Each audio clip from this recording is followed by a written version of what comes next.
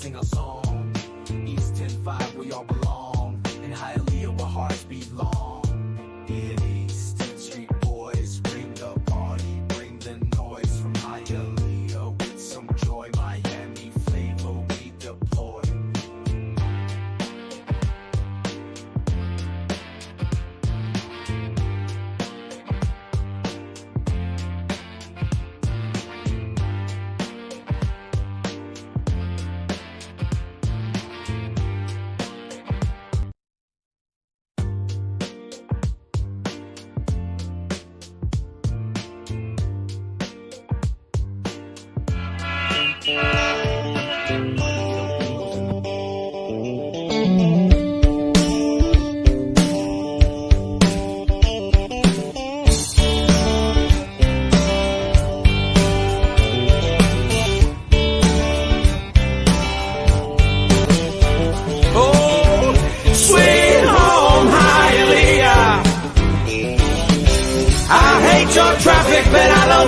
Ahora de Cuba la Bella, del Palacio de los Jugos, los chicharrones.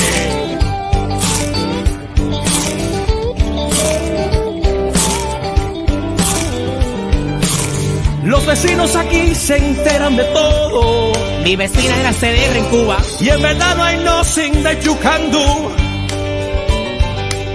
Chacleteras sin llames con corbata. Aquí yo vendo hot dog, pero en Cuba yo era médico. Les saco el dedo y digo Q. Sweet home Hialeah. Solo 30 minutos de Le Fallo. Oh, sweet home Hialeah. I hate your traffic, but I love you.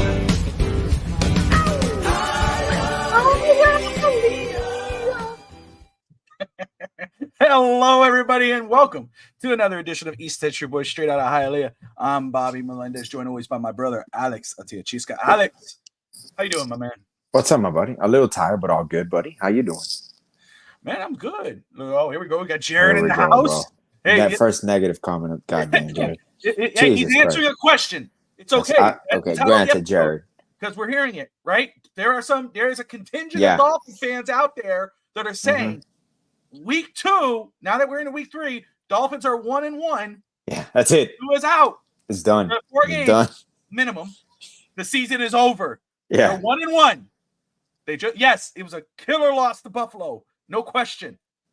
But the season's already over. Is it? We're going to answer that tonight. Jared believes it is. Buffalo wins the division yet again. Jared, thank you for watching. We appreciate you. If you haven't yet, hit that like and subscribe button. But my goodness. We have a lot to talk about because you and I have not talked. We talked a little bit this week, but we did not purposely talk about this game. Correct. We did not talk about Tua. There's been now some updates on Tua Tagovailoa, and we know now he's been placed on IR. Minimum out 4 weeks, could be longer. We'll discuss that. Talk about the Miami Hurricanes, 3-0, looking great. Bobby, I'm disappointed by the Dolphins fan base that thinks the season is over. Daniel, welcome, my brother. Great to see you. We are going to discuss it because I do not disagree with you. And I'm not saying, I know, listen, part of our FTSN family, a lot of them believe the season is over. They got a whole text group that I'm included on. And they're like, my God, not fall for the hopium. Did you mute it? Alex, you have to mute that message board. Like, you have to mute that text. It's nonstop. I muted the group. Jesus. I still see it. It's hard to miss. Yeah. But I did mute the group because it's like they were going off and off and on. It's like, I told you this and this and this. Look, yes, we all know the issues. Look, I'm going off before I even start. Anyway. We're going to talk Miami Hurricanes. We're going to talk Cap. My brother, Cap's in the house. Cap for life. As always, good to see you. I appreciate everyone who's tuning in a little later this evening. It's cool because Alex, he does daddy duty. I got daddy duty. So we got, we do this show a little later, which is cool. So we appreciate everyone watching. Hurricanes, talk Coca-Cola Oreos. I love Coca-Cola. I love Oreos. I don't love this. Keep them separate. We're going to get into that. Cafe Bustelo. Good. There you go. Almost perfect. Good job. Okay. And we're going to talk Rouge Adrian Wojnarowski retires. Mm-hmm. He retires. He's going back to his alma mater. And then what as a GM, that's crazy. And then what does that have to do with Diddy? Alex is going to tell us. Diddy. So we're going to talk about all that. So as we go on here, before that, Alex, this week it's been a little bit, brother. How you doing? How's the family? Everybody good, man. Everybody good. Getting back in the realm of things. Getting back to a normal schedule. AJ obviously doing her volleyball, so she's almost 2/3 of the season in. She's improved a lot. She's doing great. And then with my son, like I mentioned last time, we're starting again travel basketball. So it's kind of like now he wants to play football too. He's actually into he wants to do a flag football league that one of his buddies keeps telling me because they're both wide receivers, so they want to do this Tyreek Hill, Jalen Waddle type thing tandem. So he's been bugging about it, but I always tell him I love people that play multiple sports, exercise different part of your bodies. Yeah. It rests. That's honestly, that's one of the major concerns. A lot of these athletes at a very young age are focusing only on one sport, causing major injuries, debilitating injuries for the rest of their livelihood and their careers if they're professionals. So I'm all for it. Multiple sports, and obviously just overall, it's good for your mental health. It's good for not only exercise but relaxation. That's one thing I love that with Jamila makes it. I think sometimes she forgets that we're live, so I'm not going to respond anything live. But we'll talk later at around 11 o'clock. Yeah, we'll talk later. When we got to do the ABCDs. ABCD.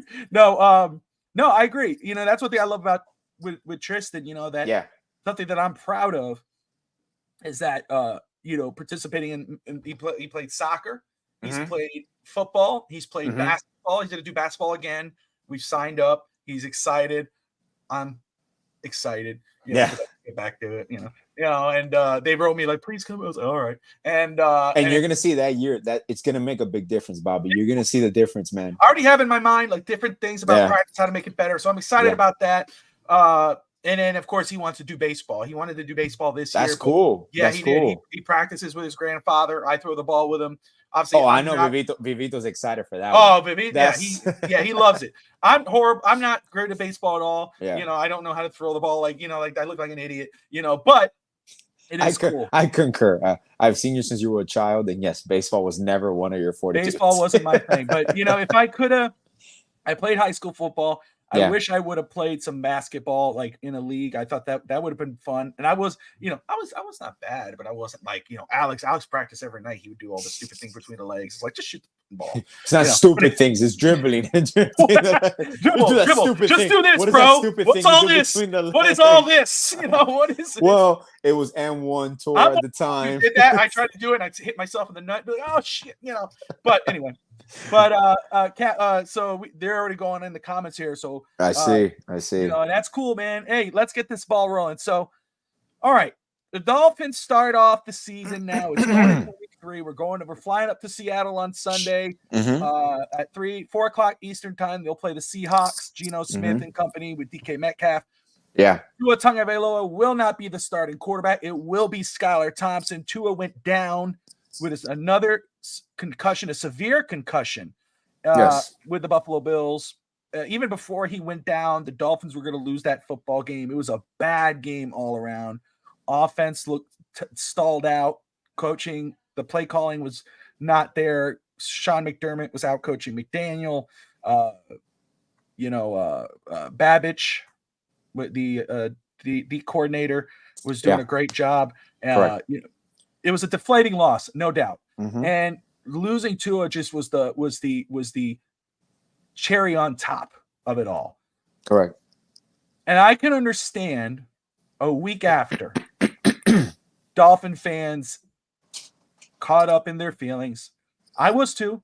We all were, right? It's like, damn, dude, this was the number 1 offense in football. This was this is a highly talented football team on paper, at least in the front of it. We know what the depth looks like.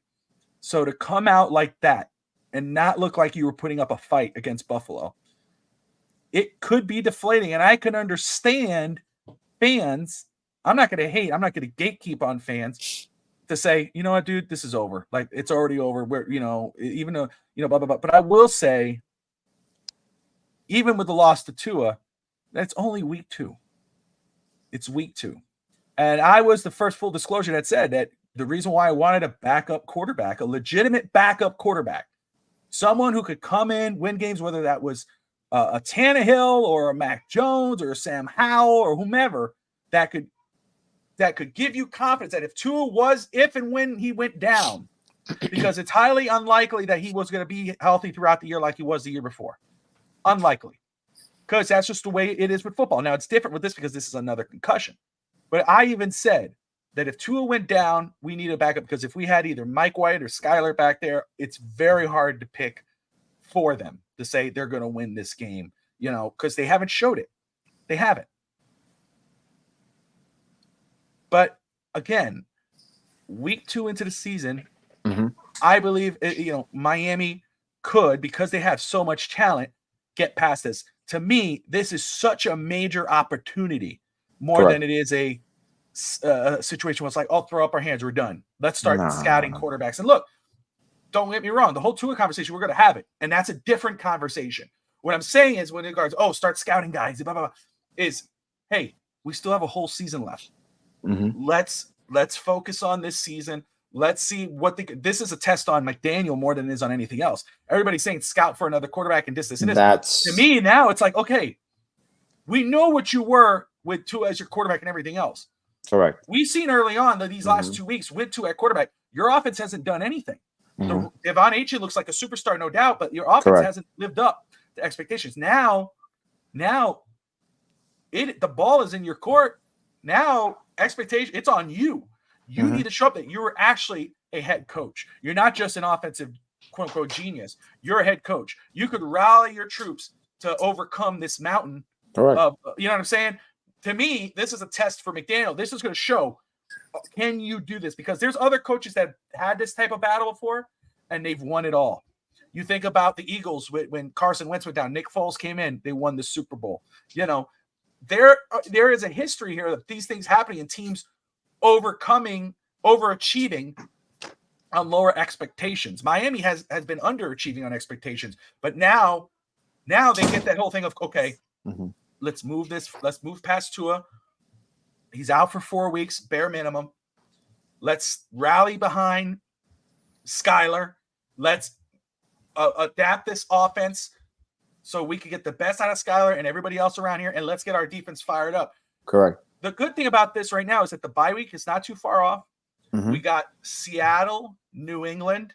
I don't have it in front of me, but anyway, these are not easy games, but it's not the end. It's not like we're going against these heavy hitters where it's like, oh, dude, we're definitely not winning any game. No, gonna Miami. If Miami could come out of this splitting the series before the bye, or at least winning a couple, like 2-3 wins, 2 wins, top minimum. Yeah. See, there's still hope. Let me ask you, before we get into Tua, talk to me about how you felt after this Buffalo, because full disclosure, you've been one of these guys, man. Buffalo's gonna fall off. Yeah. Miami is, Miami. This is Miami's year. Yeah. So I have to imagine. I know, and I say you're spinning, but I know, but I have to imagine that this is more disappointing than most people, because you have high expectations for Miami with Buffalo. That to see what you saw on TV on Thursday night, you're probably like, "What the hell, dude?" Hey. So, what did you see? What the problem is, and then is it really the end? Is it like, what? Like, obviously the season's not over, but you're like, "There's no chance. They're not doing anything this year. This team is not it."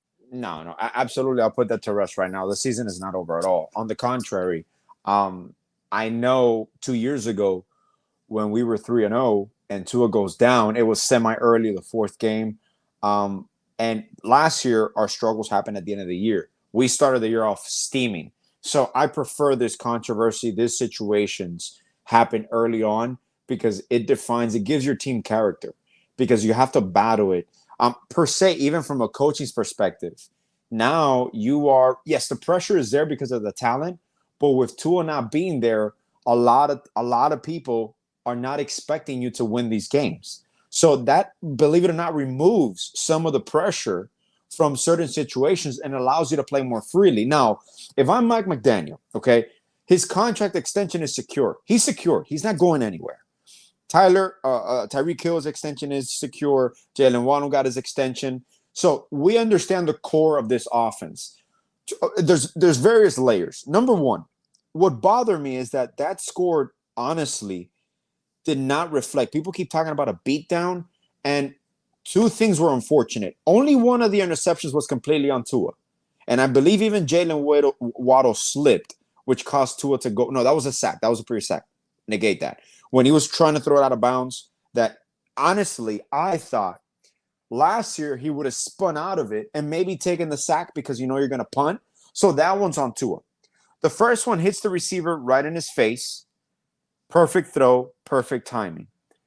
The second one was a miscommunication with Robbie Chosen, which he was cut already today with practice. So when people talk about a beatdown, what bothers me is that situation, if Hill is running that route, if Waddle is running that route, we're not in that situation most likely. And what does it do? It happens, it gives the defense bad field position. So honestly, I'm surprised how well our defense is doing, even with the realm. They had some miscommunication issues with Jordan Pryor and Jalen Ramsey in that deep completion. That's more miscommunication than anything. Buffalo, I got to give it to them. They played their hearts out. And usually when a team loses top-tier talent, it's kind of like how we correlate it to basketball when the Miami Heat are missing Jimmy Butler and certain pieces. They play more freely. It's not that they play carelessly. They play more freely. They play hungrier. Now, the play calling was amazing. They had a perfect game plan, and they limited Allen's turnover probability. And I was telling my boys on our fantasy football chat, our draft, I was all telling them, like, look, I think the Bills are really going to fall off because I think Allen is going to lead the league in turnovers because he's going to have to do so much. When I saw that in person live, and I'm like, wow, they're actually playing very well without any big name and having, I think they were missing, 2 or 3 key starters that we had talked about it even the day before, on our show before. So disappointment is an understatement. Not disappointment in the results, because these are one of the reasons that, for example, look at the Saints, the way they're clicking. I think the Dolphins offense can model.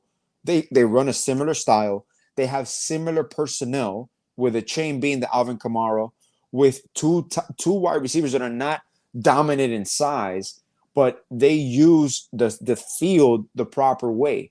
And that's one thing also in football right now. I don't know if you've seen the trend. A lot of these defenses have figured out how to stop these big plays on the opposite side of the ball. So that's why production, like scoring, is down this year, aside from the Saints and all that, like across the NFL. So defenses have stepped up. So my props to them. But I don't think at all that the season is lost. I do believe that even with Skylar Thompson under center, if McDaniel adapts his offense just a little bit, opens it up just a little bit, his creativity is his fortitude. That's perfect. I got that. But now it's more dependability. What play calling? Don't fall in love with just one play. Before we said, oh, all he does is pass. Now sometimes there's certain points that you're like, dude, he just keeps running the ball, same thing over and over and over. So now we're becoming, I'm like, let's have an even kill offense where if they're taking away our verticality, kill them in the seams, kill them close. Bro, become the masters of checkdowns. Move 5 yards at a time down the field. You have great assets. Why? Because you can't, in my opinion, I might be wrong, but in any sport, you cannot stop speed vertically and horizontally at the same time. You can try to contain it, but you can't stop it. When you have speed, you can take away the top out of the offense, but you can't take away the checkdowns, those 5, 6, 7 yards consistently. So exploit it. That's why I think Skylar Thompson comes into a very emotional situation. Yes, they're professional athletes, but at the end of the day, Tua goes down with a concussion. The whole stadium was quiet. You could hear a pin drop. Why? Because it's Tua. And once again, I can fault him to a point because this was self-inflicted. He could have slid perfectly fine. The competitor took over, and this is what we talked about. This is what we wanted from him this year. Obviously, be cautious because now you are a $50 million quarterback, you can't be sliding and leading with your helmet into contact. So there's things that I believe with the proper time, Skyler can lead this team. And I know adding Snoop is going to be a loud voice around the fans. Skyler can command this team and lead this team to 2 to 3 victories if they let him play within the realm of the offense. He has a strong arm. He's decently accurate. So with the talent around this team, you can use, exactly, man. Diversify your funds, diversify your offense. Use Juno Smith, use a chain. Like in those plays when Hill and Waddle are going to be out of the off the field, use a chain even more. I don't want you throwing to Robbie Chosen. I don't want you to do that. Like, I don't need that. What bothers me is that those 2 turnovers at a costly moment came from players that are not regulars. They're not going to be playing if everybody's healthy. I understand the health question comes.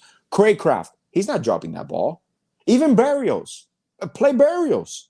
I don't need Chosen playing. I don't need that. Now, with this talk that people tend to do this thing about despair and agony to try to prove a point. Okay, those are rage, knee-jerk moves where now all of a sudden you got a clean house and it's game 2. It's like, we can survive this. Okay, we've built a team where they're 1-1. They're not 0-2, and they're not 0-17 right now. If they were 1-16, correct, at the end of the season, then correct. We're having a conversation. We're having a conversation at that. Baltimore's 0-2. Cincinnati's 0-2. Am I mistaken? Let me ask you this: if a Baltimore fan, if there's any Baltimore fans watching, whatever, your team is 0-2 right now. Is the season over? No, because they have history on their side. But that's the only thing. Yeah. You know what I'm saying? So now, they're not gonna be like, and they look to be in a very bad situation, honestly. Yeah. Well, Jared was saying too, the humidity should have been a huge thing for Miami. That was Cliff. Correct. Excuse me, Cliff brought that up. Correct. Skyler handled it really well. It is a tough situation to come in and do that. Jared with a great point. Best friend is Janu Smith. Should be Skyler. I will say again, you brought up a lot of good points, and you look at these next few games here. This is an opportunity for Miami, correct, to and for McDaniel to say, okay, now we don't have to rush this. We don't have to, now we don't have to. I don't want to mean this in a bad way, but it's sort of like true. This is to cater to anybody. We don't have to cater to Tua. No. We don't have to cater to nobody. No timelines. Now you're free. You're free. You know what? Hey, Skyler, man, what can we do? Let's watch your film. Let's watch your game film. Let's watch play. Your just play. Yeah. What can we do to get the best out of you to make sure you're going to win? You got Devon Aitken back there. Possibly Raheem Mostert comes back. Yeah.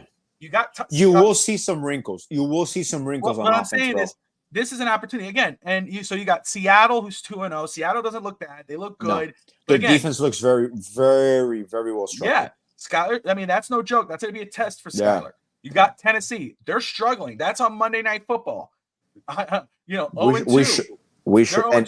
That should be a game, no matter how. Who's that quarterback? I know. Will Levis. I feel for him, but he's a second-year quarterback. Yeah, he'll get over it. Yeah. And then you got the Patriots. Patriots look decent this year. They look like they're free. They don't got Belichick. They don't have Brady. Now it's kind of like the whole Jacoby Brissett's their starter. So you might be like, oh, dude, that's a win. Don't sleep on them. But again, my point is, Dolphins should, because of the talent they have on their roster, injury or not, injury is not an excuse this year. I said that at the top of the year, won't be, because we know what the depth issues were and everything else. Chris Greer and company knew that. Yeah. And I'm not going to hammer that home like some people. Oh, that's over because no, I'm not going to say any of that. They know. We'll talk about that at the end of the year. Correct. When the end of the year comes, and maybe the Dolphins crap the bed, whatever. Then we're like, well, they knew that they didn't do this, they didn't do that. We call it out then. Season starting, we'll go game by game by game. Correct. But you got Seattle, Tennessee, New England. Seattle's going to be tough. That is going to be a tough hill to climb just because of how well they're playing under the new coach.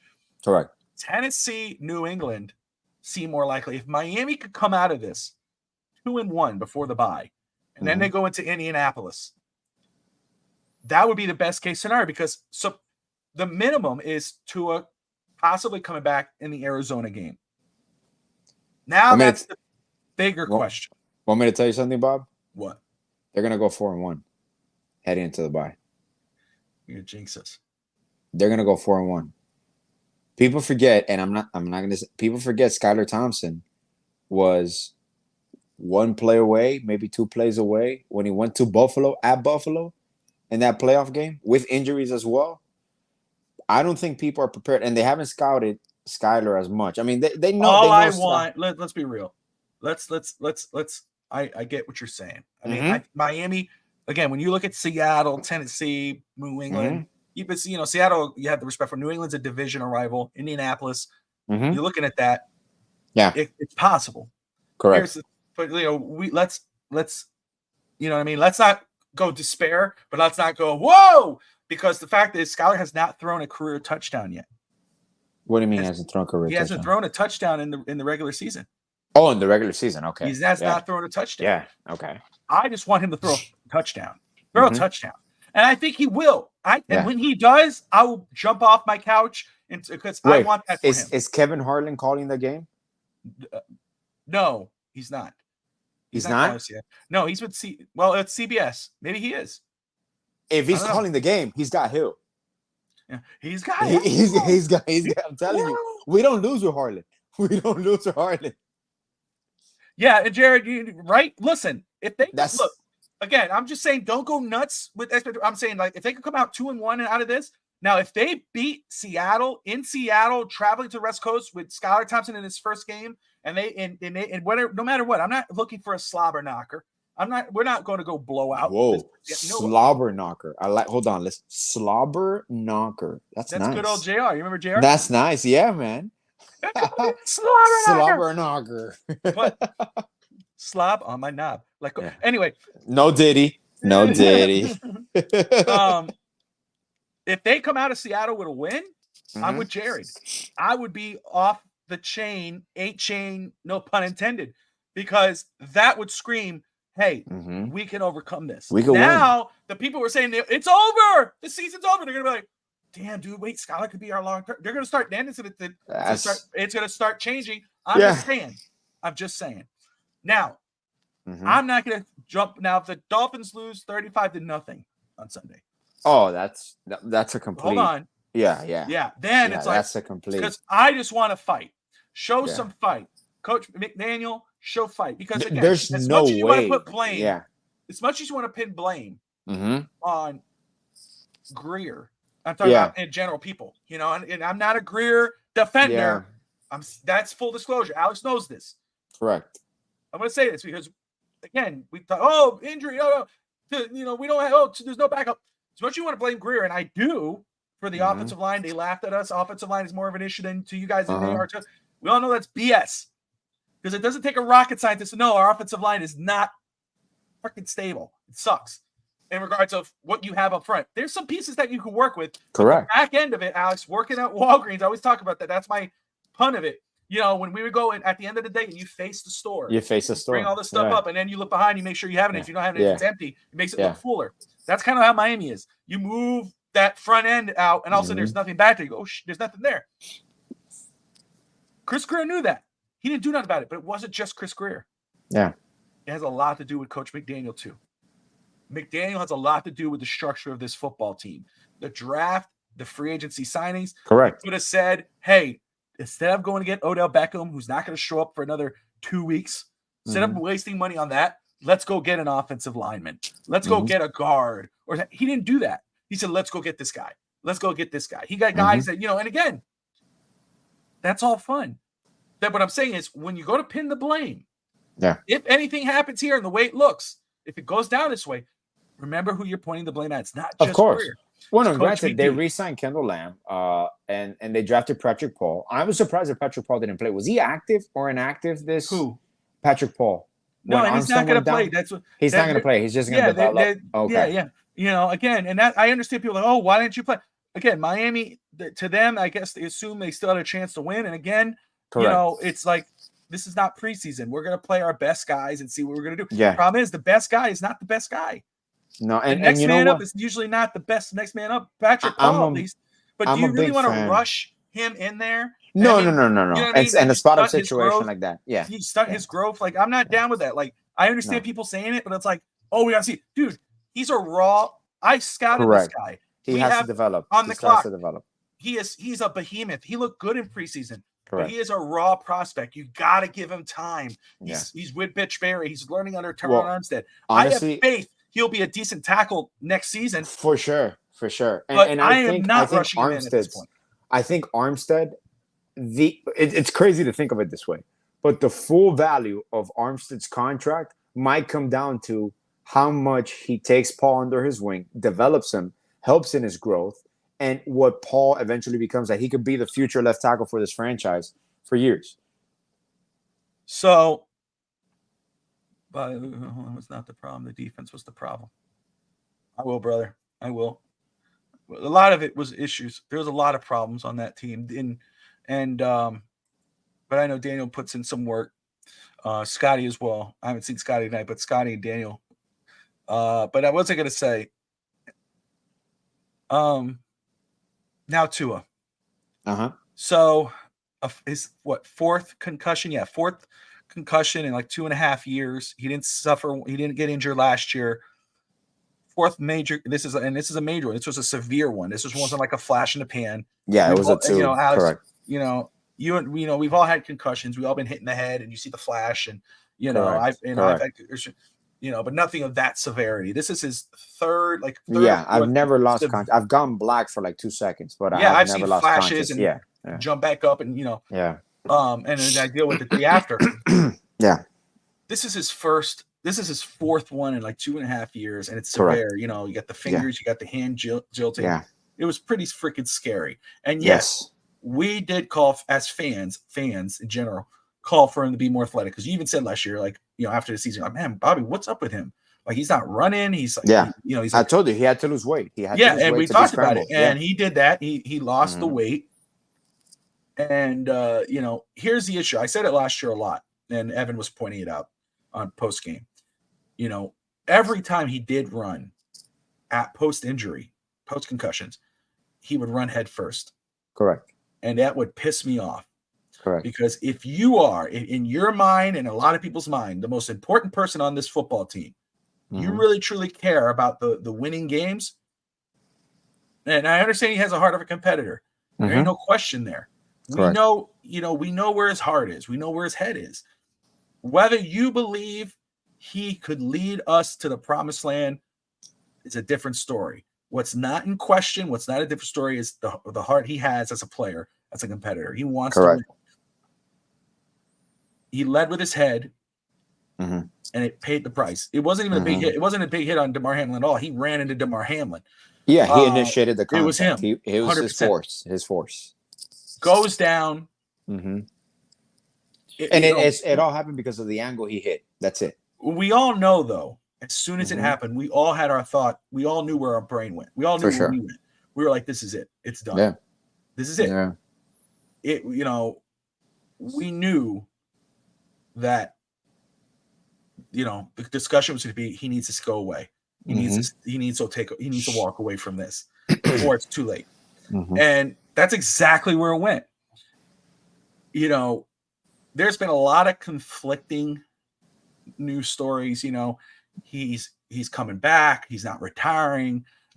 It's he's doing this, but he's going to take things. He's going to take information from the doctors, etc. There were two of the same stories, but from two different people.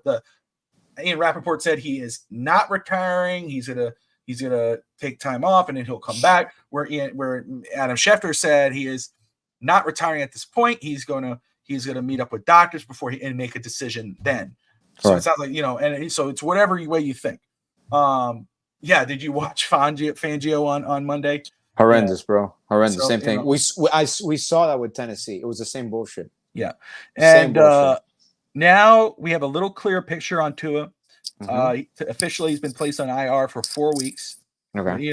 For a minimum 4 weeks. Does not mean he's coming back in 4 weeks. No. This is just to take the noise and silence it. Oh, is he going to come back next week or is he not? Is he going to retire? Now we know he's not here for 4 weeks. This takes the pressure off him to rush a return and quiets the noise from fans before it gives them time to meet with doctors and decide what's next. That's what's been reported.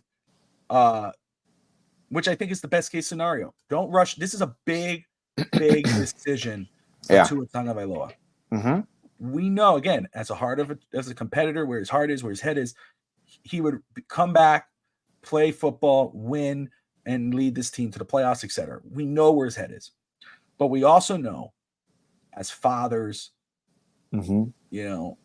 sons, brothers, this is a major decision. Brain injuries are no joke.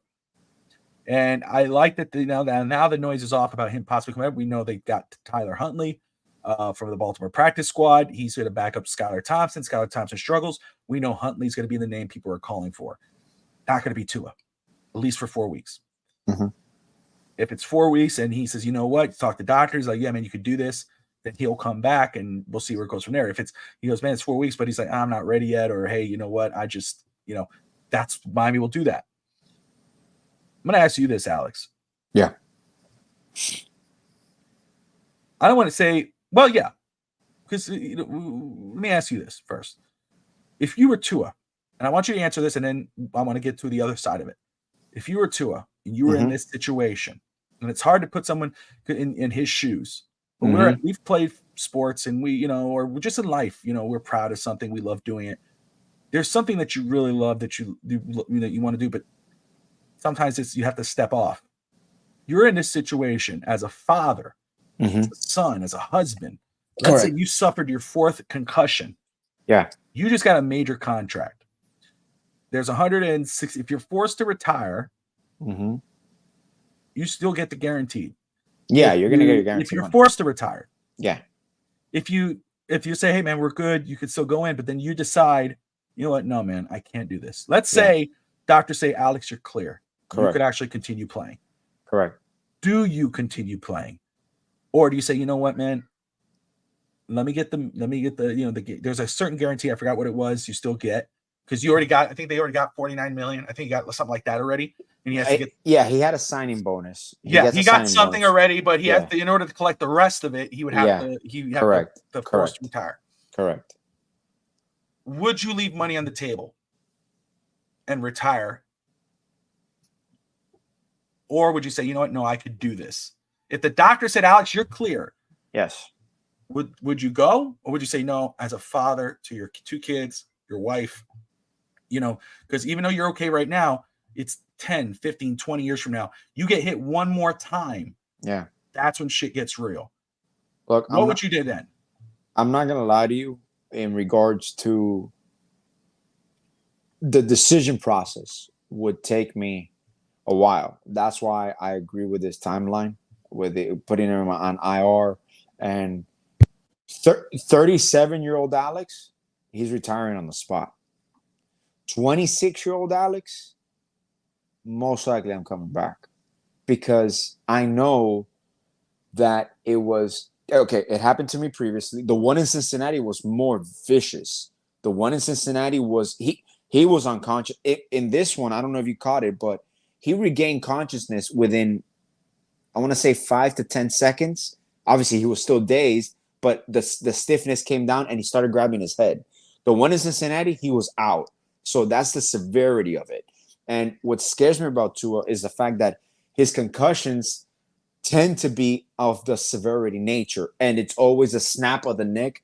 Lower. That's the part that really, it's not head on. So those are the things. Based on that history, I was already taught how to fall. So last year I didn't have an issue. This concussion was my fault because I led with my head. When I know I could have even juked, made a play, maybe get side tackled, fall to the side, or just slide. So that's, to me, the encouraging part. The fact that this was, I think, honestly, for me, it being self-inflicted, I'm like, okay, I can teach myself not to do this again. I can still be a competitor, but I can watch myself. And I'm like, I played last year, the whole year. I didn't get hurt. My O-line held up. My offense is tailored around me. So honestly, what they've done, Tua's chances of having concussions are very minimal. The only outlier being when he scrambles, when he turns into that competitor, and when he leads with his helmet. So the decision is still hard. I'm not going to lie. Like I mentioned, 37-year-old me right now, I retire on the spot. Why? Because there's a certain level of not complacency, but appreciation. And I'm not saying Tua's not, because Tua seems very mature for his age, very, very in tune with the humanity aside from football. As a family man now, you got 2 kids. The only thing that will be on my mind, and when I'm meeting with a neurologist, is there any way for this, any permanent damage that you see right now? Because with a concussion, with any head trauma, there is a chance of permanent damage on the spot, where like this is not going to recover. It's not going to get better. So there are things that I can deal with. And honestly, look, I say is at the age of, how was I, 23, 24, I had a severe ankle injury where I tore ligaments, and I didn't need to have surgery, but it had to recover on its own through therapy. And I came back too early because I wanted to play. And still to this day, I regret that, because even if it was a rec league, I damaged my ankle further, where now it's tight, it's stiff, it still bothers me when I walk. So those are situations that, as an athlete, not getting paid millions of dollars, I understand the nature of it for us. You're a competitor. You want to be out there. But that's different. That's an ankle. I can live without my ankle. I'm good. But a head injury in a sport that is designed to, it's one of the only sports that, because even rugby, I was surprised. Rugby, people think of it as a violent sport, but even rugby has an etiquette of how to tackle, what not to go for. But football is legit the only sport that you're designed to completely annihilate another human being. Like, that's the whole point of the sport. It's like a gladiator sport. So the nature of it, and that's why I understand they try to protect quarterbacks and the vulnerability that once they're out of the pocket, they'd allow you to slide, take advantage of it. So do I think he returns? I think he does. I think he does, because it's a minimal risk in regards to him suffering it on a day-to-day, like on any given Sunday, is mostly him now at this point. It could be self-inflicted, because I think they have the bubble tight enough where the risk of him getting just a concussion by quarterbacking every Sunday will be minimal in comparisons to it was 2 years ago, 3 years ago. So I will say, because Kat brings it up, this is, if that was one of my points, was because I'm going to flip it on you. Correct. Another question, but all it takes away, because it's not just, I mean, remember, he got that concussion in Buffalo and even Cincinnati a couple of years ago. We're in the backfield. He was sacked. Oh, he was sacked. When he was back from Milano, when Milano pushed him and he smashed his head and back. when he smashed him, and he was wrapped around and smashed down. Correct. So it does. That's the other thing. Every time he gets hit, every time he's gonna get hit, you're gonna cringe. That's how I feel. If he comes back, every time he gets on that field, every time the blind side falls apart, he takes a headshot. And he gets you're gonna feel. Anytime he's not even headshot, if he just, they wrap him and he falls down, and he does this, every time he gets him, you go, oh, okay. Every time you get hit, you go, oh, and you go, look, here comes Skyler. That's what sucks. That's the reality for Dolphin fans and for the Miami Dolphins, which is the suckiest thing, because Miami just gave him this contract. And yes, he earned it by how he did the year before. Absolutely. And where he was at that point in his career. I get it. Miami gave him the deal. Correct. Hindsight's 50-50. It is what it is. Mm-hmm. And it sucks, because then it's like, damn, dude, if we didn't give him that deal, then we'd probably be talking a whole other conversation right now. It'd be a whole different discussion about, hey, we don't give him that deal now, and now we look in next season in regards to quarterback. Does he come back? Now he's playing for his career. It is what it is. Daniel, good night, my man. Thank you for joining us. Here's the flip side. Mm-hmm. Now, not you. Now this is your son. Correct. Let's say he played high school. He did great. Mm-hmm. Let's say he had that history. Let's say, whatever, high school, college. Let's go. He's a pro. Okay. He's in his fifth year, just like Tua. Same situation. Alex, correct. You watched your son 2 years ago, that the fingers, getting up and falling down. That was scary.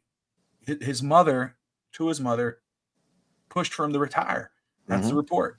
Now, 2.5 years later, you see this again. Severity, it's severe. He uncut for a couple seconds, but his hand goes out. He's like this.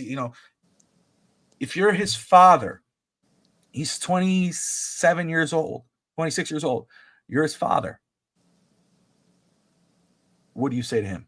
Do you encourage him to go back, or do you say, "Hey, son"? What do you say then?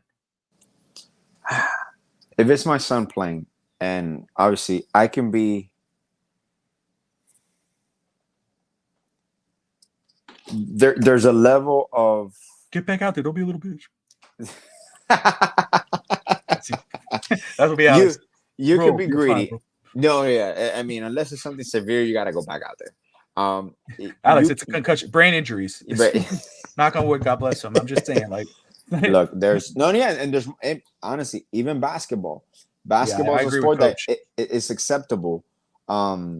It's susceptible to head injuries because you're going 100 miles a minute and sometimes you collide face to face. So when it's a loose ball, I've seen people get knocked out playing basketball. So the fact of, okay, I'm his father. I go with him to every doctor's appointment that he wants me to go to. I do believe he's going to have a family oriented conversation individually and as a group setting, because I do believe now that him being married, having 2 kids, his wife's opinion is going to matter a whole lot more when it comes to making a final decision. I don't think this is going to be a Tua decision only. I think whatever decision is made will be made by Tua, but with the support of his family, because, like you said, it's in their bloodline. They're warriors. He's not going to give up, and if he's allowed to play, which is what happened last time, he met with other neurologists. They told him that there is no higher risk of him having a severe injury just because he has the past history of that year or suffering 4 concussions, which is insane to me because we don't know the ramifications of head trauma until many years down the line. And it affects other organs as well. That's why you have a lot of football players with CTE, and it affects their livelihood when they get into their 40s or 50s, when their body starts debilitating. So we do have state-of-the-art medicine. And also, I'm pretty sure some of these players will take into account that 10 years from now, 20 years from now, science will be more advanced. There might be other treatments. There might be other form of recoveries. But if I'm his father, I'm going to give him my opinion based on the severity of it. But his decision is his to make. I'm not going to influence that because I'm not going to let him live of I did this or I did not do this because my father or my mother told me I should do this or not. So we're going to support him either way. And obviously, we're going to lean one way. But I'm not going to force him to do anything. You can't force him. He's a grown man. You can't force him. Of course. But what would you say? Are you going to say, well, son, 20 years, there might be some advancements. If you go back, maybe you'll be just fine. Or we're going to say, hey, listen, you just got a major deal. You got $49 million in the bank. You've had an amazing career in football, college, pro. You've been through it all. You have a name. You have a brand. You have a foundation. This does not have this, even though it might be, if this is going to be the end, it's not really the end. You have a whole life ahead of you. You got 2 beautiful children. You got a beautiful wife, because I know what I would say to my son. And again, it is his decision in the end. Correct. It doesn't matter what I say. It's not like he's going to go, what do you think? And I go, but I would say, son, just consider this. Mm-hmm. This is what you have. You could leave this, step away, be there for your kids. This is not the end. You could be, you'll get TV deals, broadcasting deals. You got your foundation. You have a diehard fan base in Miami who love you. You got a diehard fan base in Alabama. This isn't a money decision. This is what I'm saying. You have this already. Correct. You think about your future. Think about your life, because we don't know what's next. You could go back week whatever against the Arizona Cardinals. You get freaking hit again. And then this is a different situation. So as a father, me, if it was my son, yeah, I can't make his decision, but I'm going to tell him, hey, you got to strongly consider this. Yeah. Because again, I don't give a shit about the team at that point. I don't care about this. I don't care This about is a life I care decision. I care about my son. Correct. I care this about my is a son's life future. decision. Because again, I think back of all those. Again, we don't know what the future holds. No. We don't know where science is going to take us, but we know Correct. what brain injuries have done. We know the history of this. You think of the Junior Seau's of the world and these other, even wrestlers and whatever. Brain injuries are a serious freaking deal. I know you love the game. I know this is something you live and you breathe and you want to prove the world wrong and you want to set the world on a fire. I get it, but you could do it in other ways. Yeah. You know, you could influence the game some way, somehow. Exactly. So again, it's Tua's decision. And I know and this is correct. Cliff, you got a point. If it comes to a neurological standpoint, if it's medical, it is the doctor's decision and he has to medically retire. Yeah, that's what it is. If he's forced to medically retire. Yeah. If he's forced to retire. And these are outside neurologists. If they don't clear him, he has to retire. If he is forced to retire, correct, then he collects the entirety of the guarantee, which I think he already got 40. I think it's I don't know what it was. I think it was 40 something. Then he gets 100 and something else. Yeah, and the Dolphins have an insurance, correct. If he's cleared, if they say, you know what, yes, you can continue to play. And then he says, after talking with my family and my wife, then I'm gonna go. I'm stepping away from football. Yeah. Then he doesn't collect the rest of it. There's also another factor into it too. It was reported today. The Miami Dolphins have a $49.3 million insurance policy on quarterback Tua Tagovailoa, according to a copy of his contract obtained by ESPN's Dan Graziano. Let me see. The insurance policy is set to kick in if Tagovailoa is not cleared by doctors to return to play. The 4-year, $212.4 million contract Tua signed with the Dolphins this season includes $167 million in injury guarantees, $43 million. Okay, there we go. There's the number. $43 million of which has already been paid. So that's what he has. Correct. He was already paid $43 million. Correct. That was a signing bonus. Now the Dolphins 124 left, which the is Dolphins 50. Will be obligated to pay out the rest of the guaranteed $124 million if Tagovailoa is not medically cleared to return to football. So if the doctor tells him, if the doctor says, we can't clear you, you're not going to be able to come back. Yeah. That's a forced retirement. At that point, he will be owed the remaining 124. Correct. 50 by insurance and 74 by the Dolphins. Yeah. Now the part about that is the dead cap situation. I don't know how it falls. Yeah, that's when it's medical retirement. I haven't found that, but because in basketball, you're allowed a year, and the year after, your salary does not count against the cap, but you're still going to get paid. Let me read this here. It says NBC Sports Mike Florio previously reported that Tua's contract allows the Dolphins to purchase insurance policies worth up to $49.3 million, which it sounds like they do have that. Correct. This amount applies to injuries suffered between the contract signing in July and the beginning of December's Dolphins offseason workouts in December 2025. Florio noted the maximum insurance can hold on to Tagovailoa's contract, then decreases each year, starting with a drop to $36.975 million in 25. The retirement would need to be mandated by doctors to trigger both injury guarantees and the Dolphins' ability to collect money. So should Tua decide to retire without being medically held off the field, he would be forced to forfeit the remaining $124 million. In that case, the Dolphins could attempt to recoup the bulk of the $42 million signing bonus earned while signing his new deal, which I'm sure Miami wouldn't do that. No. That's a alternatively, if Tua Tagovailoa is medically cleared by March and the Dolphins choose to release him, they could decide to take on an $83.6 million in dead cap over the 25-26 season rather than paying out the rest of his contract.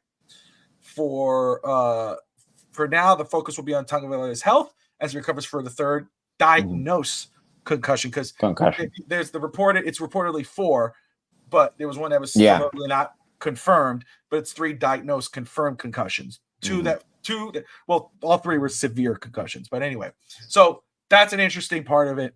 Anyway, it's a sticky situation. It's absolutely Tua's call.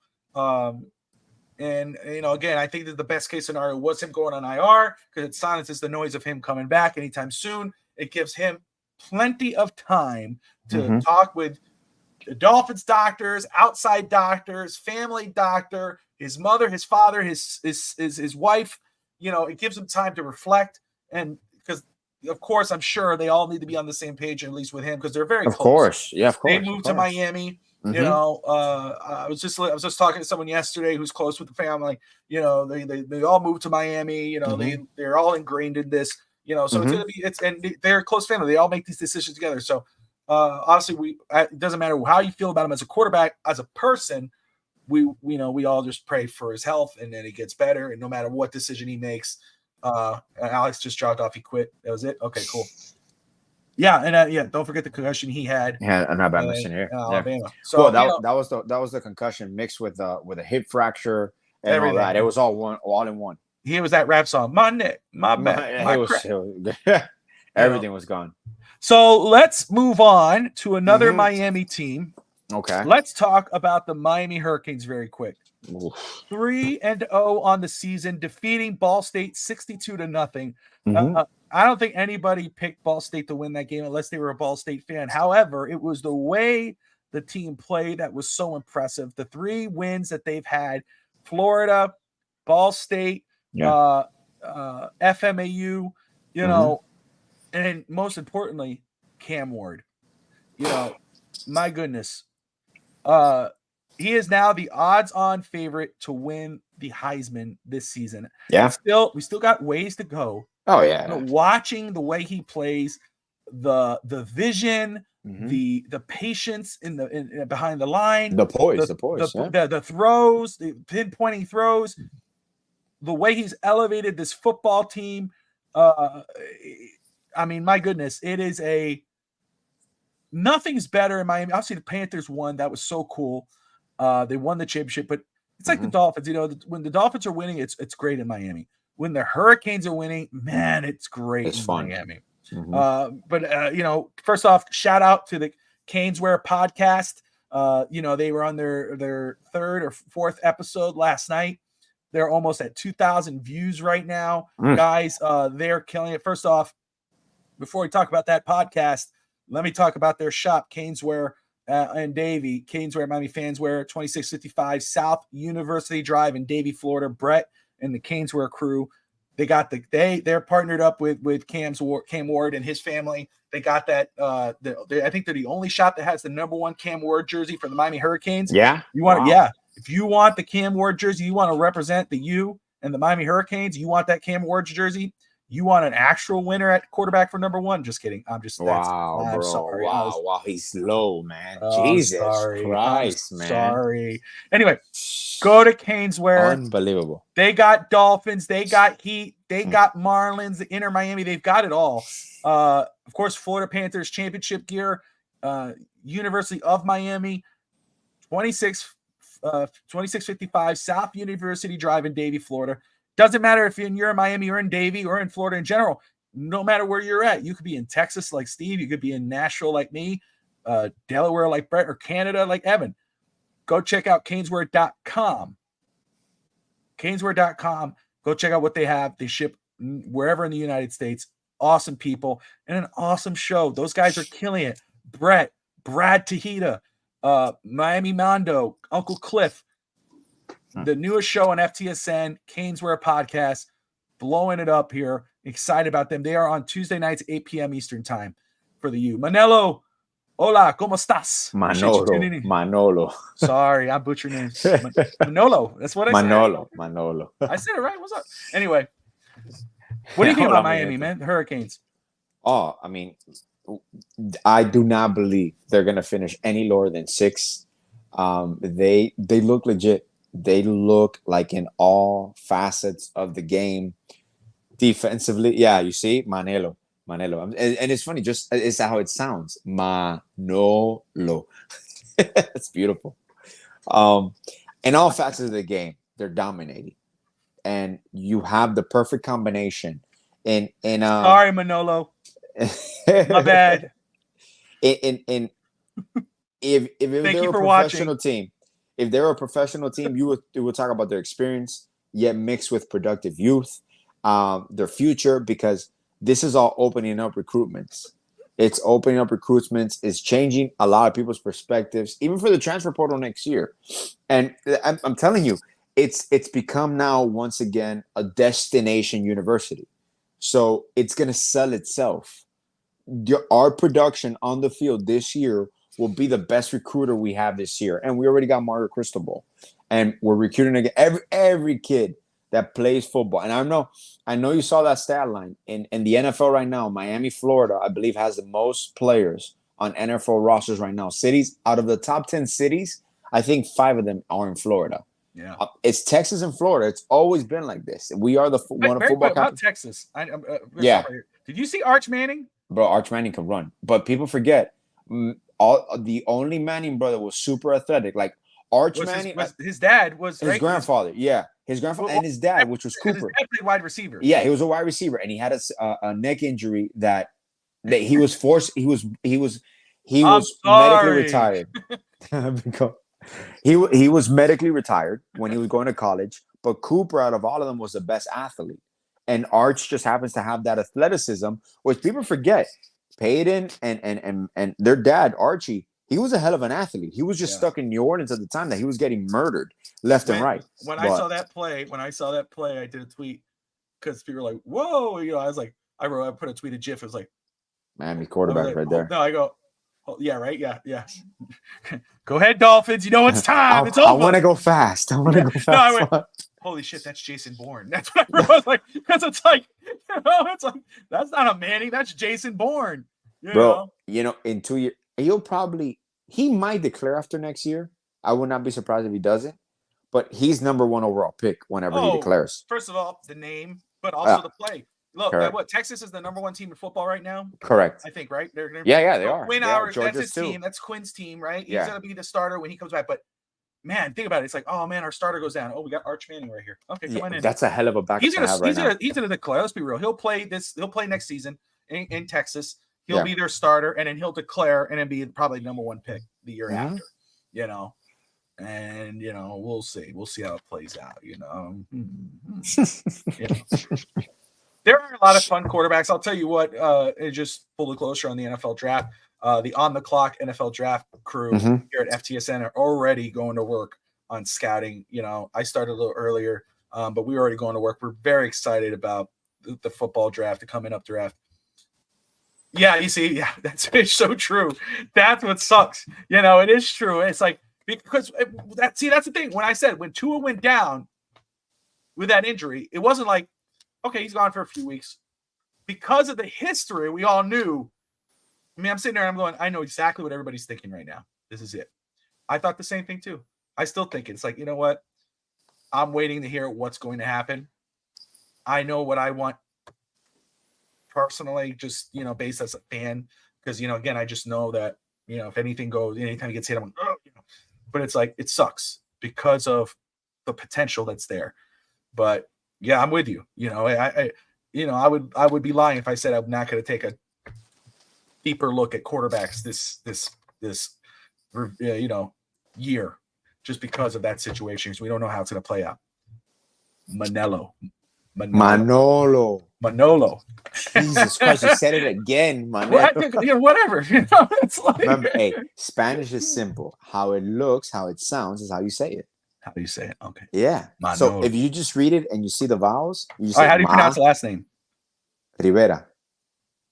Okay, Tati. You see, this is the only time she doesn't say anything the whole damn show until I mess something up. Every day. He said, well, that's what I am. You married me. Whatever. Okay. Do you say Tati's name correctly? Let's say it. How do you say it? Tatiana. I say it. Somebody goes, Toddy. Toddy. I don't say Toddy. That's the other white people in this area here. Is that Tatiana? Is that Tatiana? Hey, Todd. I go, Todd. They'll say, hey, Tatiana. It's not with a D, it's a T, ma'am. Okay, Tatiana. Not with a D, even though she liked the D. No.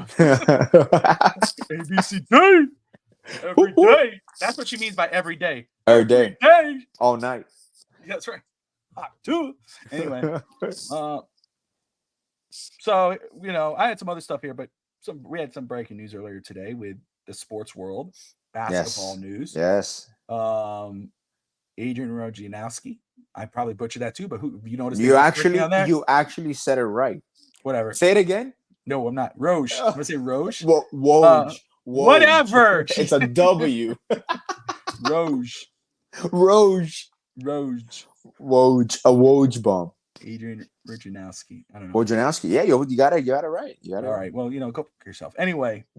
I'll give you compliments, bro. I don't want your compliments anymore. Whatever, bro. I hope you say it wrong. Bustelo. I said that right. Oh my god. Bustelo. Bustelo. It's not Bostelo. Bustelo. Bustelo. You know what? This could be a new segment. I'll put on a word. Put on a word, Bob, and you gotta say it, and we'll do a little. It's a little ball, the bouncing ball. All right, I was about to say. All right, either way. Anyway, what do you think about Roge, man?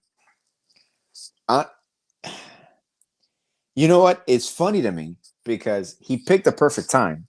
Well, obviously, NBC getting the NBA back is going to start a bidding war for Shams. For Chris Haynes, who left TNT. I still will not be surprised. You just banned Tati? That was banned. I put her in timeout.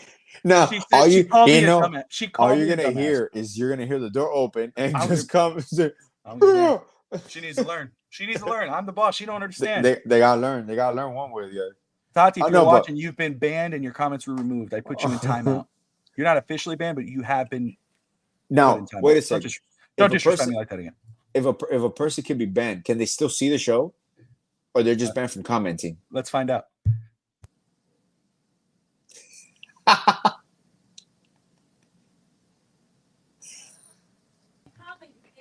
Yeah, that's what you get. Disrespect me again. Oh, I'm not. She can still see the show. Yeah, she said she can't comment though.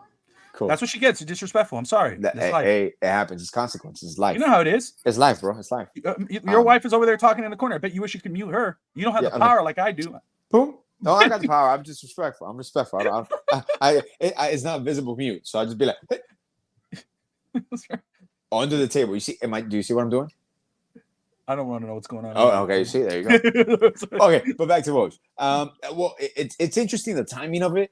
I don't know how much it is that he actually values when he mentioned that he's been doing this for a very long time. And it's coincidental that NBC is getting basketball back. So it's going to be a bidding war for Shams, for Chris Haynes, for announcers. Unless they're under contract, I do believe the NBC is going to make a big play. Obviously, I do believe Wade is going to be one of the color analysts. I know they're going to revisit again Charles Barkley, even though Charles Barkley is going to stay at TNT. There has to be the availability and the outbidding for each other's services. I want to see how TNT handles life after that, and who takes over for Woj, because there are certain people in ESPN that can kind of go above and beyond, but they're going to go for there's somebody. Reports right now that they're going to try to get Shams, probably. Yeah, that Shams. For sure. Shams and Chris Haynes, the one from TNT. It's the other one. Yeah, Chris Haynes. Because they have a lot of connections. So now, granted, within the next couple of years, there might be some player retirements that they could go directly into the broadcast booth and make it very interesting. But breaking news and all that, it's probably going to be Shams no matter what. And if Woj, he took the GM job at his alma mater, so it's going to be interesting also as well. How does that play out? Because we all knew Woj had all these sources and all that, but it's not like the Rob Pelinka type where an agent becomes a GM. He's a newsbreaker. Nowhere has it said that Woj has worked in the front office or the basketball development, analytics. I think it's the connections because he's really there for the NIL. Of course. That's what they were saying. It's the image and likeness. Of course. He's going to give some athletes some of the advantages that maybe some others don't. Especially at that school. I never really heard of that school. Yeah. And I might be naive or ignorant, whatever you want to call it, but I never really heard that school to think of how important, but you put something like Roge, that's pretty huge. She found her way in. I She see. found her I way see. in. I Oh see. my! See, that's how it is. Oh, She doesn't quit. that's She's a determination. That's yeah, determination right there. yeah, that is. And how does this connect with Diddy? You told me something before the show about how this might connect with Diddy. Well, for people that are not connected in the hip hop world or just news per se, this has been coming along for Diddy for a while, and they did the investigation and they finally arraigned Diddy. Was it this weekend or Monday? I know him as Puff Daddy. That's that's exactly. And at this point, I don't know if he started changing things because of that. But there's always been a lot of noise in the underground world where Diddy's parties were out of control, and now the details are coming out. The severities of the celebrities that are going to be mentioned and information that we're going to start finding out. I am pretty sure we're going to start seeing some people take action. Some people come out of the woodworks. Some people retiring. Some music executives either selling their companies, moving on to another venture. So it was all in playful jab. Like, damn, Woj decides to retire at the same time that the Diddy report comes out. Like, what's going on? Because now people are starting to correlate movement in the music industries and everything that's happening due to Diddy's record. I believe they went into detail with his when he was arraigned and arrested, and I know they opened up because it's a sealed. Got Doll in the house. What's up, Doll? Courtney in the house. Good to see you, girl. Hope you're doing the good. diddler, man. It was only a matter of time. And once again, these people, they got the diddler.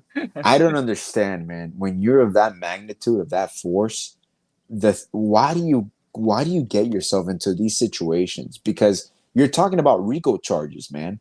There's other people involved. When you have RICO charges, for sure there's other people involved. The ship is going down. They're going to have to Epstein. Epstein, for sure. And the reason now Epstein was insane because that was world leaders as well. That was on another level. That's why he hung himself. That was extreme.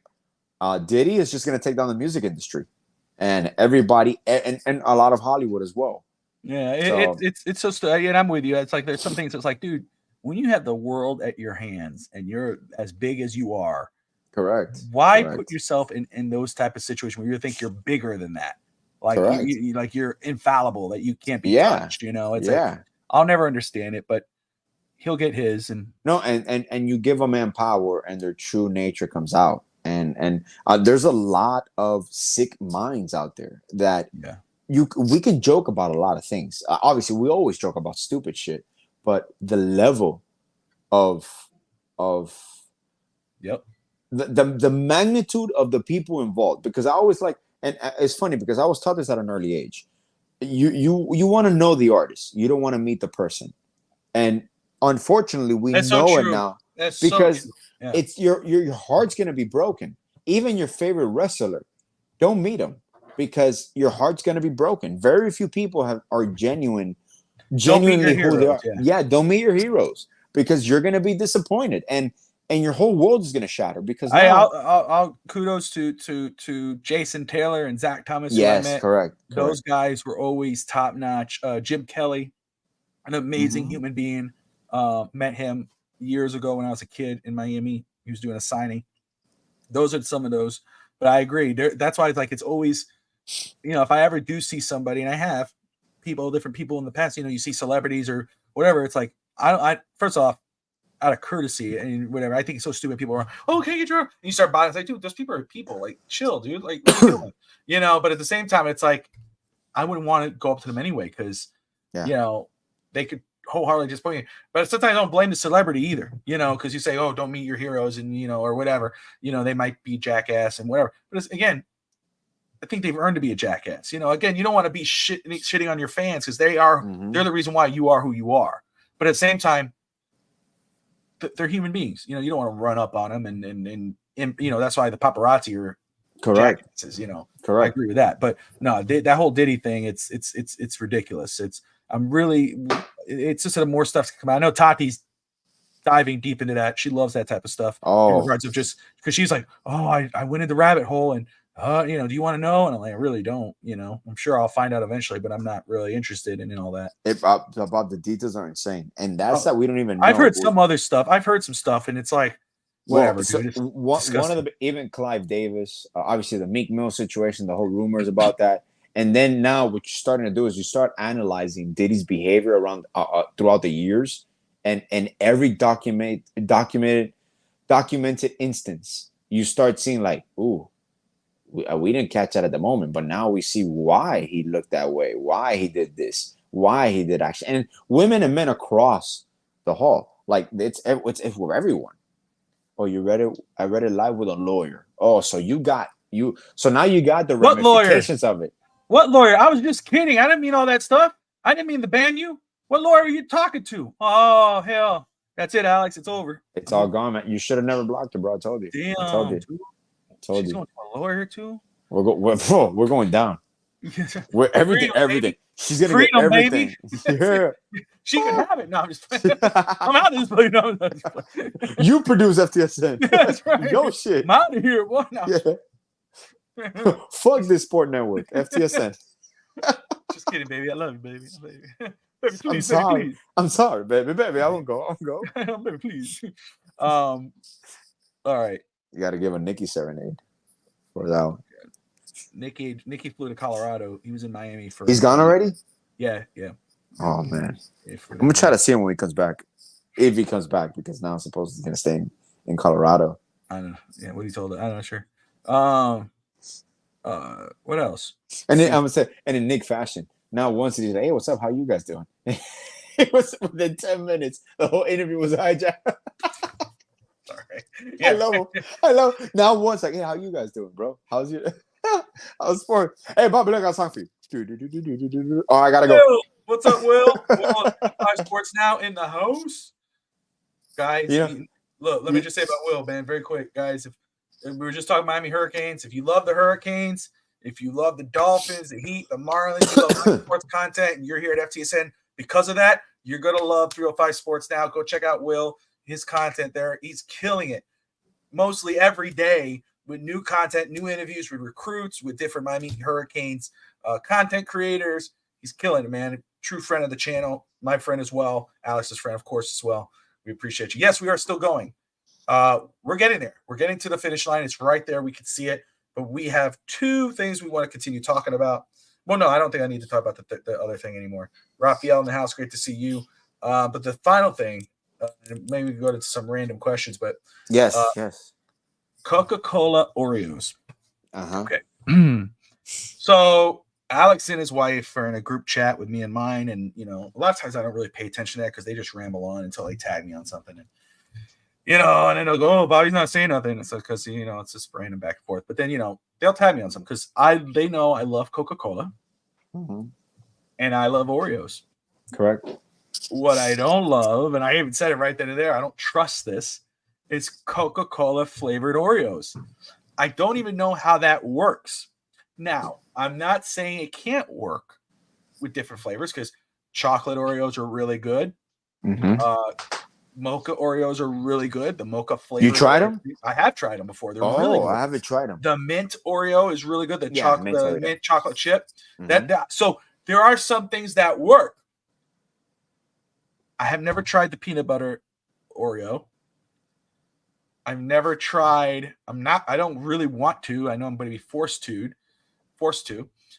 try out the Coca-Cola Oreos. What's Coke and lime is fire. Oh. What's that one? Lime Coke. When Coca-Cola started doing the flavor, that was okay. Legit, bro. Legit.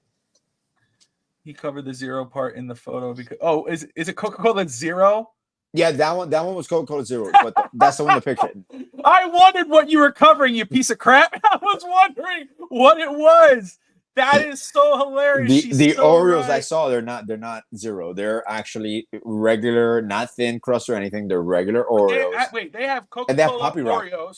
And they have the soda. And they have Coca-Cola. Wait, what? Yeah, the one that I sent you the picture, that was a soda. That was a Coca-Cola soda with like Oreos. And now they have Oreo cookies that are Coca-Cola flavored. Wait a second. Yeah. Stop. Coca-Cola. Yeah, look at your picture. It's a bottle. A Coca-Cola flavored Oreo flavored? Yeah, now the Oreos. Remember, they're doing a partnership. What store do you guys go to? Publix. What freaking Publix do you guys have there? Every time you come to my house or you text me, you and your wife are sending me some random ass stuff. I mean, we're Miami, bro. We're Miami. Remember. Jesus. Watch. Look at the picture. It's a soda. And then what I saw this in Walgreens on Tuesday is the actual Oreos that are Coke flavor. So the filling is red and it's supposedly poppy rock. Like it will start also popping as you eat it on your lips. I didn't even realize. My brain is so burnt. I didn't even realize. You don't go anywhere.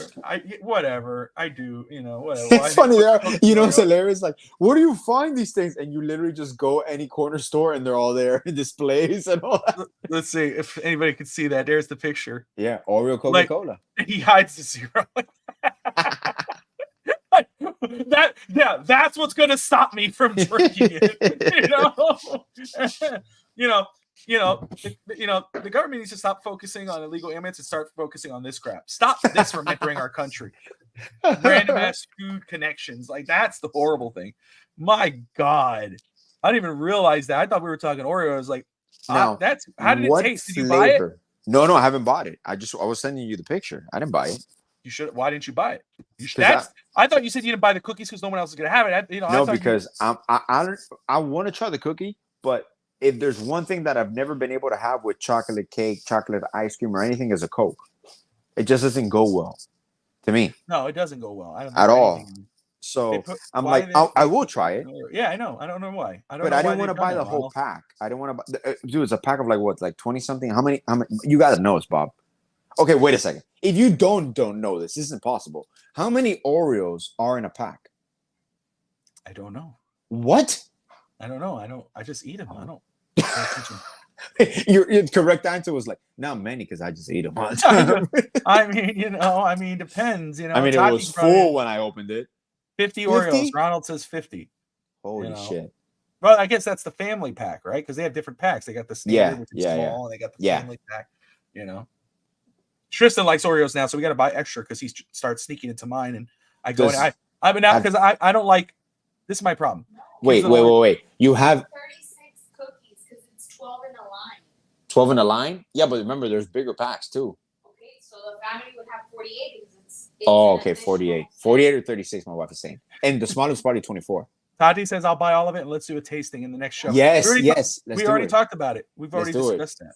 We'll do a tasting. Have you had the white Oreos, Bob, or no? Not yet.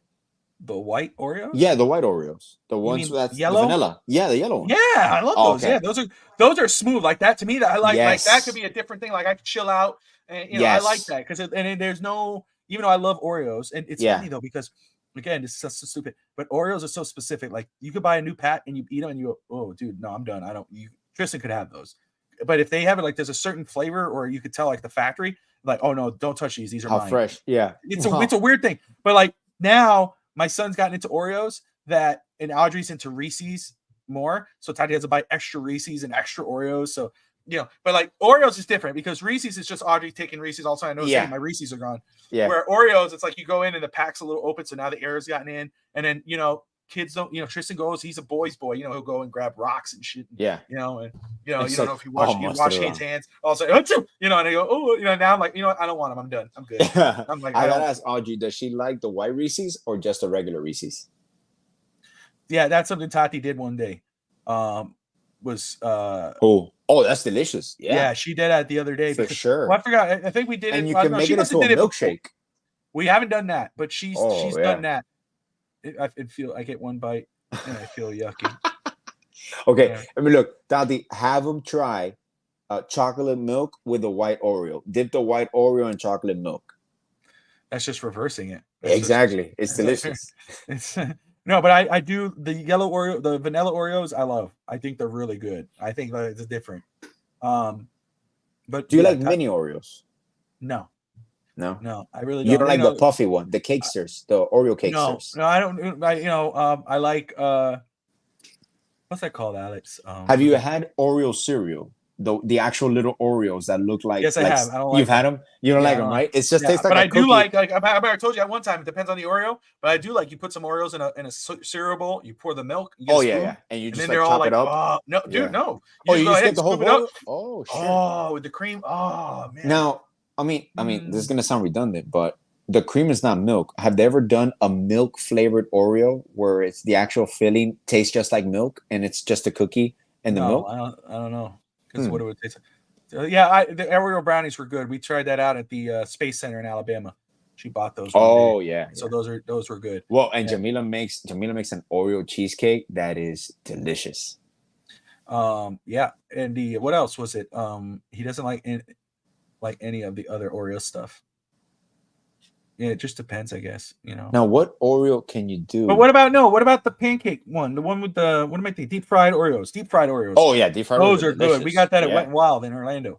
Yeah. And Tati's made those a couple times. Those are decent. Those are really good because the Oreo's soft and with powdered sugar. Those are good. Well, she can chop it up and make them into pancakes too. You can have Oreo pancakes. Yeah, that's a little far. Then I feel like I'm fat. You feel like you're fat? You just say can't do that. You're like, I might have a problem. I might have an issue figuring that. Look, I found. And we it's not like we have deep fried Oreos. We haven't probably had it in a few years. I don't know when. Yeah, just bringing it up now. Since the late night session, has the Oreos ever made it into the magical place, the bedroom? Aside from just you laying and eating on top of your face, bro. Hold on. I'll let you say that again, and then I'll smack you. But anyway, very quick, because I know what you just said. But I heard the end. Oh, this is great. Tati, I will ban your ass again. I will ban your ass. She goes, but you are though. It's not so this thing I'm fat or something. She goes, but you are though. I'll ban your ass again. Well, I mean, like it's self-analysis, bro. Like, you can't be like. You the problem is you said is like it'll make me feel like that's the difference, right? Because you can be like, mentally, hey, I got a little bit, but it's a mental thing. You identify as a skinny guy. I don't identify as a skinny guy, but I'm not like some guys like, oh, yeah, I'm still, I go on walks, I'm active, blah, blah, blah. Yeah. But like, there's certain things where you go like, no, dude, I'm not gonna eat that. That will make me feel. Now, would you eat Reese's flavored Oreos? Is there Reese's flavored Oreos already? She's laughing. Out there loud as hell.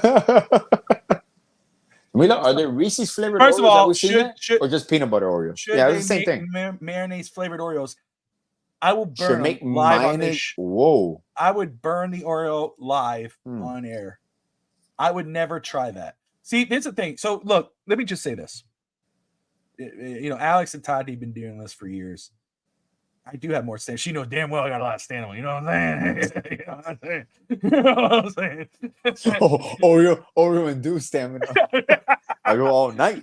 I got those extra calories. You know what I'm saying? Okay, Alex, that's a little far. Sorry. Shannon Sharp got no, just playing.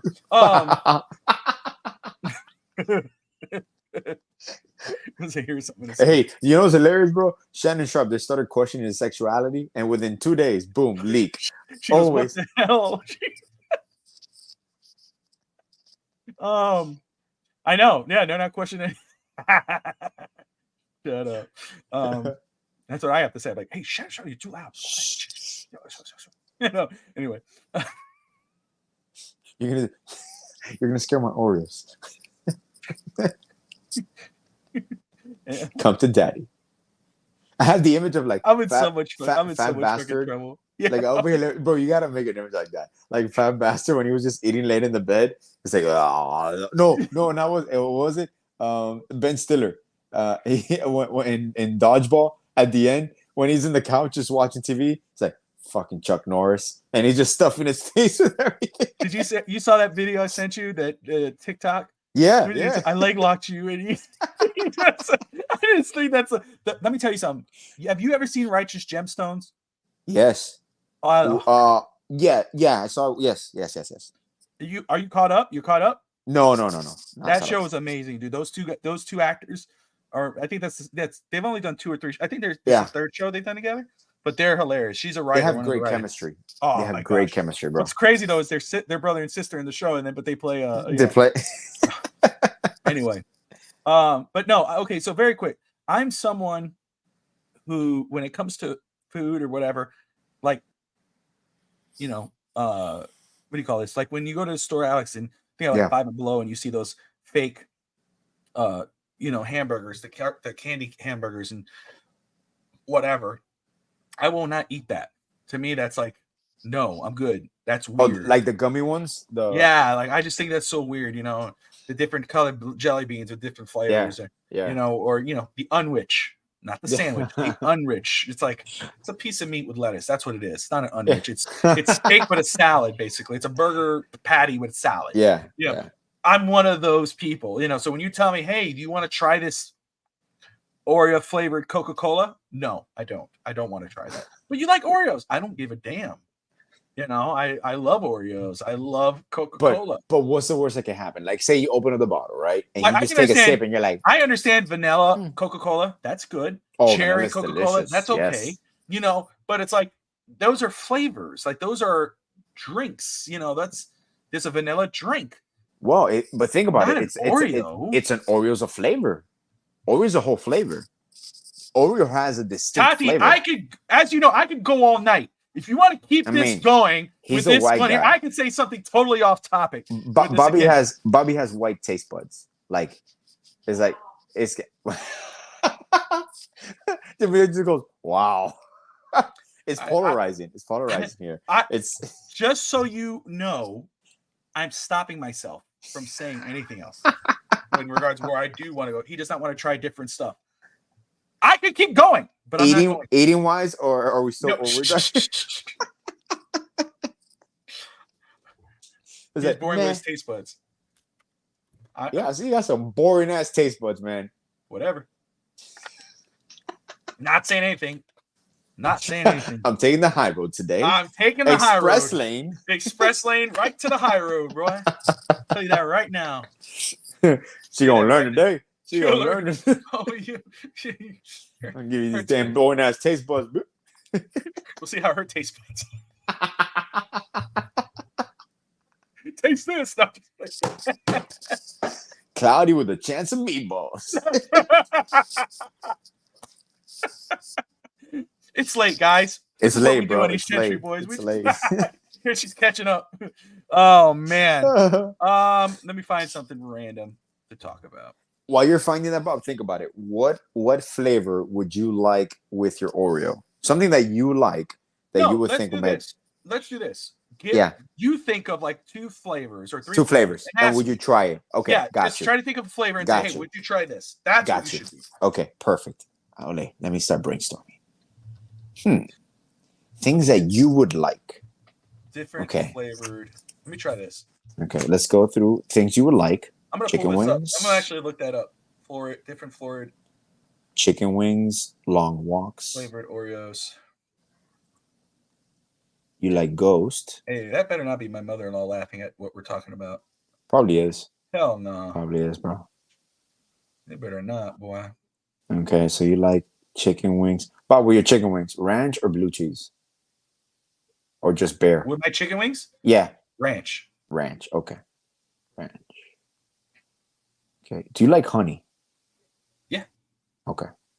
I'll have honey with chicken nuggets from McDonald's. Oh, that's and fries. You got to get them. Yeah. Oh, man. Best. Not the fries, but I don't mind it. I wouldn't mind, but I don't do with the fries. Okay. No. Do you like almonds, peanuts? Yeah. You like that? Okay. Yeah. Okay. All right. Almonds and peanuts. Pecans. Do you like pecans? Not that I really know of. He doesn't ever dip ring. Yes, I do. Yes, I do. Yes, I do. Yes, I do. That's a lie. Again, yes, I do. Yes, I do. She's just going out. She's just going. First of all, no, it's not lying. I have. Wait. Oh, so you eat celery? Lying would be that I never done it. Yeah, I like celery. Okay, perfect. Okay, cool. I'm gonna make a vegan ass Oreo. No, just such a liar. She don't know. That's how you could tell she doesn't really pay attention. She's too busy talking my ear off while I'm trying to eat. Yeah, and you know, and then as soon as I start talking, she goes, "Oh, butterfly!" Like I'm talking to you. I'm talking to you. You don't know what the hell she's talking about. Okay, now I got one already off the top of my head, Bob. If it's going the way you think you're going, I'm gonna tell you no up the top of my head. It's Well, anything to do with chicken wing flavored Oreo. I ain't doing. Oh no! I'm just fucking around. I'm not gonna do that. That's disgusting. it. Now I would do one day an Oreo crusted chicken wing, like deep fried.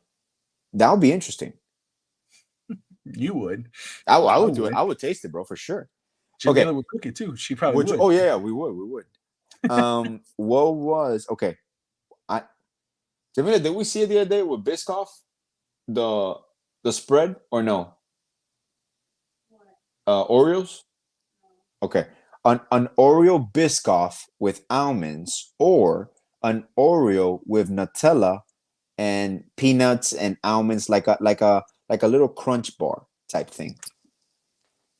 Oh, so you're not asking me Oreos. You're talking about me about a dessert, a different Oreo dessert. No. An Oreo, but the filling is Nutella with a little bit of like pecans, like that you can feel like kind of like, you know, when the Reese's do the stuffed one with like the crunchy part and all that. And the other one is just. I don't think a Nutella is a bad one. Okay. I don't think Nutella is a bad one. I might. Would you do? Do you know what Biscoff is? The little Biscoff cookies and the spread. It's very popular now. I don't know off the top of my head. I might know it, but I don't know off the top of my head. Twinkie Oreos. It's not bad. Oh shit! What about orange Oreos and strawberry Oreos? Have they made those? I'm about to tell you right now because I'm looking this up. Okay. So, whoa. Okay, you just said this. This looks like it's in Japan or somewhere. Back in 2018, Oreo introduced its hot chicken wing flavored cookies. There you go. You see, I'm not crazy. I'm just. They were only available in China. China. So one reviewer, the flavor was the expected salty fake chicken. It did not work at all with the chocolate cookies. I don't need to eat that to know that.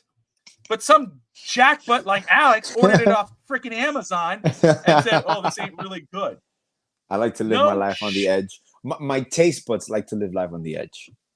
So, hold on. Let me. You know who's calling, right? Of course, Harrison. Yeah, bro. Harrison always calls on our show, bro. Always. Wasabi. Wasabi Oreos. Holy shit. That was a Japanese version of it. For sure. Distinctly wasabi. You can't escape it. Another one was waffles and syrup. Holy shit. Cookies for breakfast? How about breakfast flavored cookies? These Oreos were sold at Albertsons back in 2017. Wow, man. I just Googled this. There's 85 Oreo flavors. Yeah. So oh shit. To me, that's nothing. That's, the firework Oreo. That's just key lime pie Oreo. Kettle cherry corn cola Oreo. Oreos. Cherry cola. PB&J Oreo. Oh man, jelly donut Sour Oreo. Patch Kids. The Sour Patch Kids. Here's another one, Alex. Pina colada Oreos. Holy crap. Kettle corn. Oh, Napolitana. I would like the Napolitano. Listen, root beer float. Okay. Swedish fish. Okay. Hot and spicy cinnamon. Okay. Key lime pie. Okay. Blueberry pie. Mm-hmm. Fruity Crisp, the cereal. I would have that. Brocchio. It's like a brown. I don't know what the hell that is. A brownie, original cream, and cookie dough. Salted caramel brownie. Oh, that's probably good. Apple cider donut. Ew. Most Oreo. Wait, what candy. What is most Oreo? It looks like it's a triple filling Oreo with a cookies and cream filling. Okay. That is something else, bro. That is something else. Carrot cake Oreo. I've had the carrot cake one though, but in the white one. Because you see, I think there's flavors that would go better with the vanilla Oreo than with the chocolate Oreo. Yeah. Oh my God. All right. Spam Oreo. They did the fake ones. That's horrible. Cheeseburger Oreo. Anyway. All right. We'll have to do something. I don't know. Ooh, waffles and syrup Oreo. I told you that. You didn't listen to me. Oh, the waffles and syrup? Oh, no, I didn't hear you. Yeah, that's what you get. You don't pay attention. Yoo-hoo. Let me ask you this. Oreo. I'm gonna add That's good. But the Yoo-hoo is the filling because it's a vanilla cream, the vanilla cracker. Obviously. Perfect. Well, you have to be the vanilla Oreo. Yeah, the vanilla Oreo. Right? It's vanilla Correct. Oreo with Yoo-hoo filling. Listen, Correct. let me ask you this. Maybe you have. I don't know. Ashley, 305 Sports Babe, she posted this on Twitter, and I have to ask. First of all, hope she's doing well. Her and Lou, I think they're going to go. They're in Seattle right now, I think, for the game, and congratulations to them. They're soon to be married. Awesome. Congrats. Friends, and I'm with them in the cancer challenge. But she posted here, T-Mobile Park in Seattle sells grasshoppers. She asked, should Lou attempt to eat one? Because she sure as heck will not. For me, I will not eat one. Alex, would you ever try a grasshopper? Yeah. Oh, man. Protein. Those little suckers are all protein. Yeah, all right. I eat enough chicken for protein, boy, I tell you. I don't think I have anything wrong with protein, my man. Let's see. The injury report for the first injury report of the Dolphins came out. Okay. Compared to Seattle is like beat up to hell. Kenneth Walker, Lincoln Tomlinson, Jerome Baker, Brady Russell, Bo Mayfair, Kevon Wallace, Leonard Williams, and DK Metcalf did not practice today. I'm sure they will play later in the week. But Terran Armstead and Calais Campbell were the only two that did not practice today. Raheem Mostert, Robert Jones, DeBoy, Jalen Phillips, Malik Washington, Jeff Wilson were limited. Eichenberg was full participation. So we'll wait as the week goes on. Sunday, guys, don't forget. Well, first off, Saturday, Fins Talk today with me and Fish Tank Hank. The sky is the limit for Skylar Thompson. We'll talk about that. Sunday morning, even though the Dolphins play at 11 a.m. Eastern time, Finstanza and myself will be live for the Dolphins pregame show. And then immediately after the game, or 8 p.m. Eastern, we'll be back live for the postgame show, win, lose, or draw. Alex, any final thoughts before we wrap this up? Not much, man. I'm actually excited to see how this team comes out against Seattle. And I think we might surprise some people how well the offense would gel and the defense will still step up. So I'm just hoping for the best in that regards. I will say, just football. Hold me to it. And I said this to you on the phone. I told Evan this, and I mean it. I will never pick the Dolphins to beat Buffalo until they beat Buffalo before game. Even if I feel really good about it, I will not do it. It's a no go. It's no go for you. No, because I think Austin Jackson was one who said it, and it's so true when you watch it. Because you could say, "Man, how is this even possible? This team should be better." But yeah. He even said, "We're in our own heads when we go against Buffalo. Yeah. They're in our heads," and it's true. You see it until they can overcome it, and they show it. I won't do it. Yeah. So it is what it is. Anyway, that's Alex. I'm Bobby. We'll be back next Wednesday night, 9 or 9:30 Eastern time, depending on what's going on. But either way, we appreciate everyone watching. Everyone tuning in. We had up the 62 people watching right now. We appreciate you. Hit that like and subscribe button. We are growing. Got a lot of great shows on the channel. Bandwagon, I think, should be on tomorrow. Overtime might be on Friday, but Saturday, Fins Talk today. No Holds Barred Wrestling on Saturday night. That's a lot of fun with me and Josh Kimmel. Of course, the pregame and postgame show. So everyone tune in. We appreciate you, and have a good night. Good night. Straight out of Hialeah, no doubt. Ooh.